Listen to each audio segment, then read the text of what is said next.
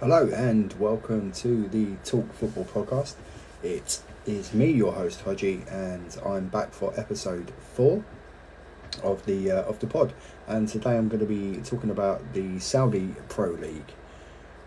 So obviously it's been in the news quite a lot recently about the Saudi Pro League.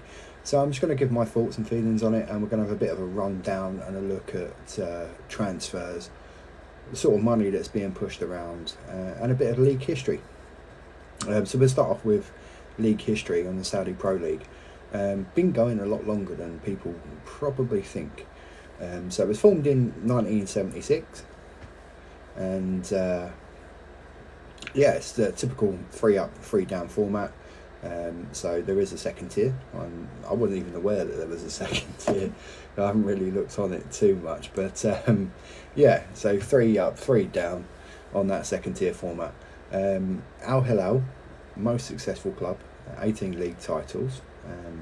Al Ittihad with 9, probably the most supported club, plays at the King Fahd Stadium, regularly get crowds of around about sort of like 40,000, and it does have a capacity of 60,000, and you'd imagine as the popularity and the more stars that come into that league, the crowds will probably start getting bigger.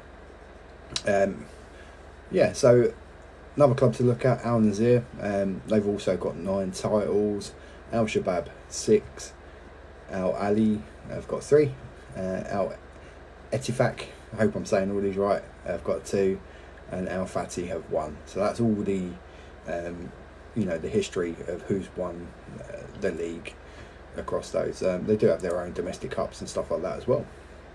And of course, it doesn't appear that the Saudi League is going to be going anywhere anytime soon, and you expect more players to probably go there next year.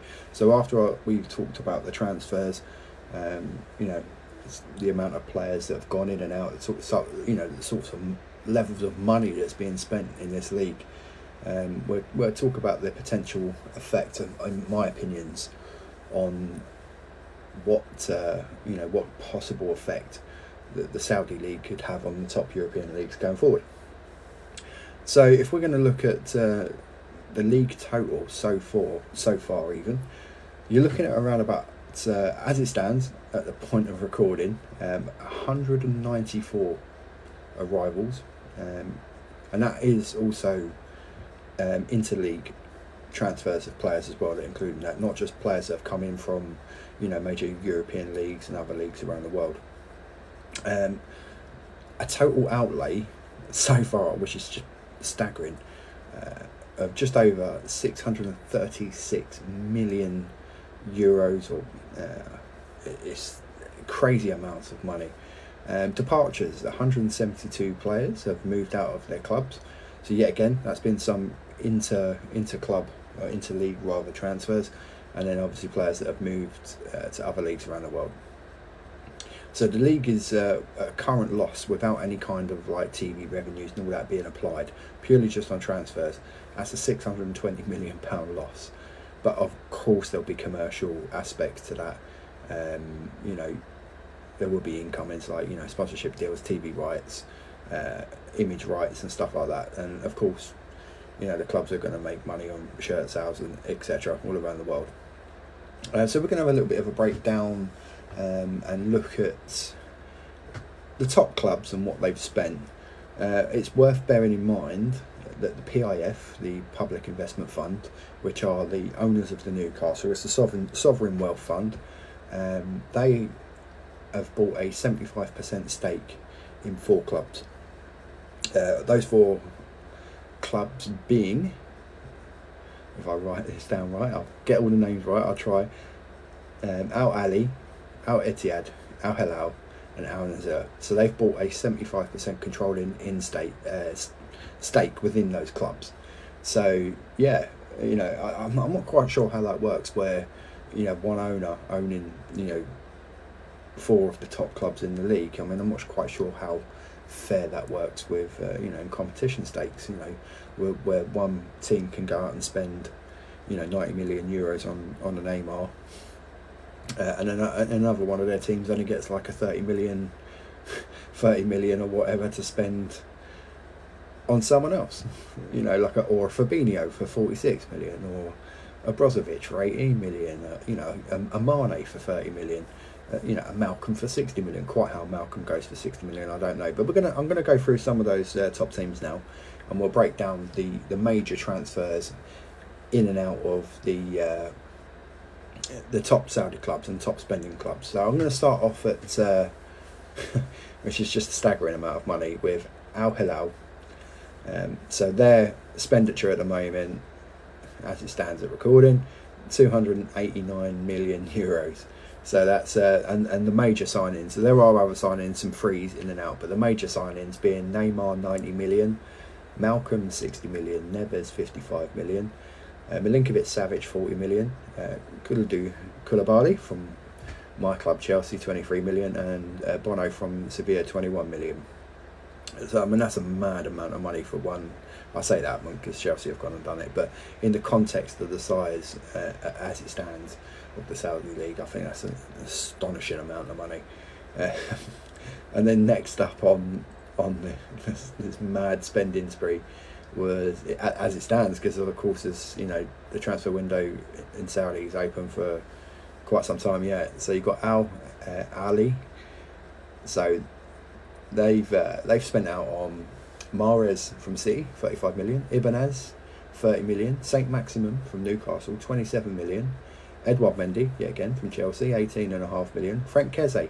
Now that was one that completely slipped under my radar. I didn't see that one go through.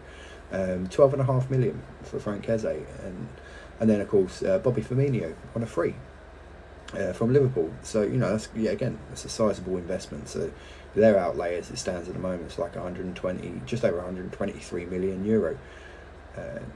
I'm quoting euros because I've taken all the transfer fact from the transfer market website. So if anything's wrong, blame them. Right, next up you have Al Nazir.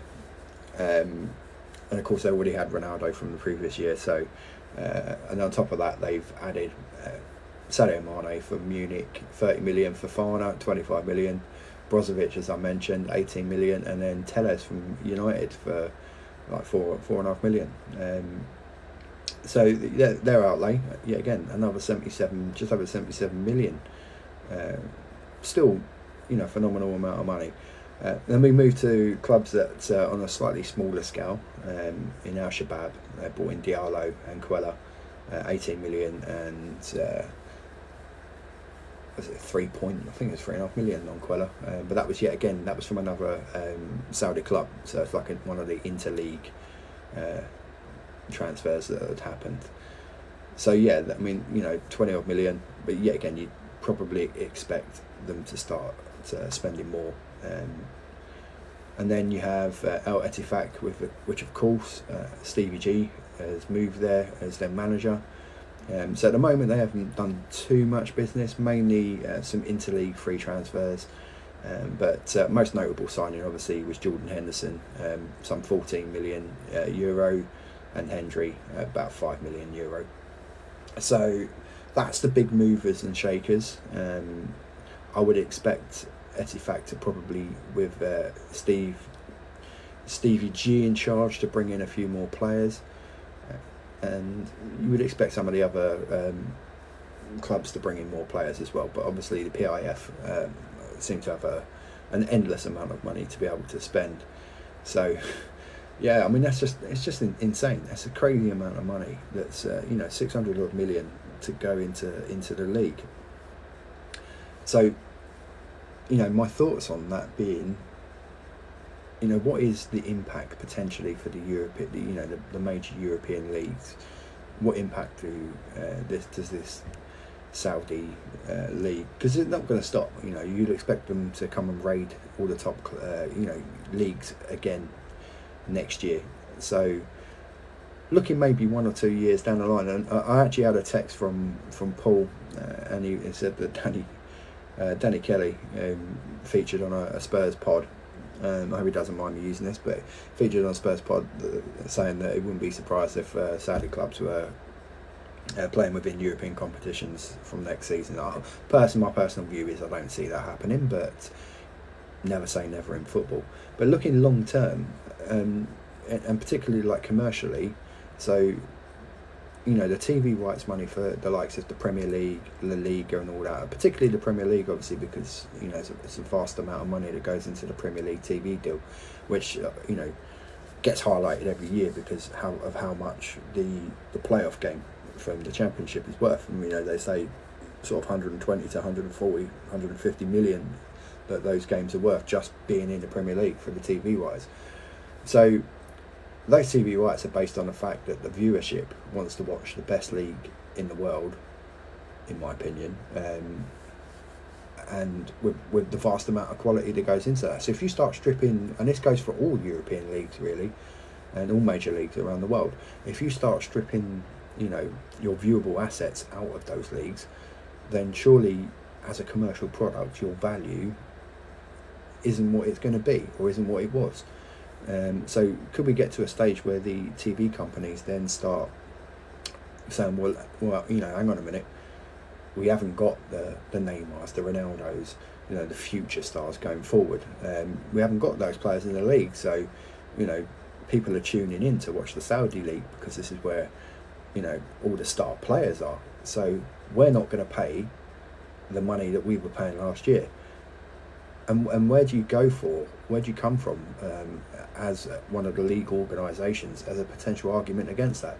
Because if you haven't got the best players, then your viewers are going to go to where the best players are playing. Now, give it maybe not, you know, within the next 1 or 2 years. I would think that within, say, 4 to 5 years, if the Saudis are still interested and still doing what they're doing, then there could be certainly a problem commercially for, you know, the leagues around Europe to sell their products on, because people are going to go and watch where they're going to go and watch, and where they're going to go and watch is where all the big players are playing. But I think that there could be a potential knock-on effect for that, and in terms of, say, for a positive for young players, particularly at Premier League clubs, because I think obviously less you know, import players that are coming into those clubs, there could be more potential for academy players to be given a chance, because the chances of younger academy players, you know, within 1 or 2 years being sort of like picked up and taken over to, or given opportunities maybe to go to places like the Saudi League or whatever, or MLS if more money keeps getting pumped into that as well. You can't forget them obviously as a player on the scene, although they tend to be signing obviously players more towards the end, the star players anyway, more towards the end of careers.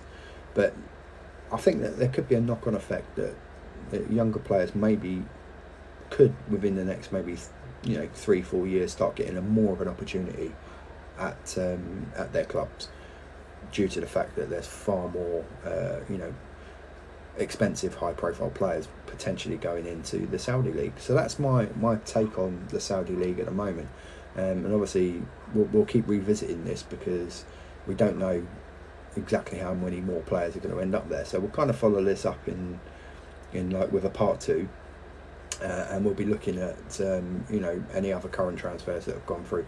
Now I do believe, and I'd have to double check it, but I think that their transfer window remains open for about 3 or 4 weeks after most of the major European leagues close their windows. So there could be you could get to a stage where obviously they're going to still be active. Clubs that will receive bids for players that are just, you know, maybe those potential bids would be, you know, too lucrative to turn down. But of course then you're in a situation where you're not going to be able to replace a player that you're selling. So that could potentially open up a spot early doors for maybe a player at an academy who's, you know, 17, 18, 19 years of age, that wouldn't probably have got a look in, might have got the odd cup game here and there, and maybe, just maybe, that those players will end up getting a chance, because half of your team's been sold to Saudi. So that's my take on it. I would love to see across any of the posts, particularly social media, where the video for this will be shared, obviously, people's thoughts and comments, and who maybe they think the next big, you know, players that could end up over there in the Saudi League. So that's me, Hodgie. I know it's only a little short episode, so But I thought I would cover this. I think it's quite on topic at the moment, particularly with the sheer amount of players that are going there. And I still think there'll maybe be one or two more significant high-profile players. I'm not talking like name or high profile, but I still think that there will be a few more, let's just say a few more high profile players that will end up going Saudi League. So that's me riding solo, Hodgie, talking about the Saudi League and the potential impact going forward of what could happen. Don't forget to get in contact with the podcast. We've got some nice exciting podcasts coming up. Hopefully we've got Paul lined up coming back on. We're going to catch up with Andy Reid again. The United got turned over by Spurs today, so we've got a happy Spurs fan in Paul and probably a not so happy Manchester United fan.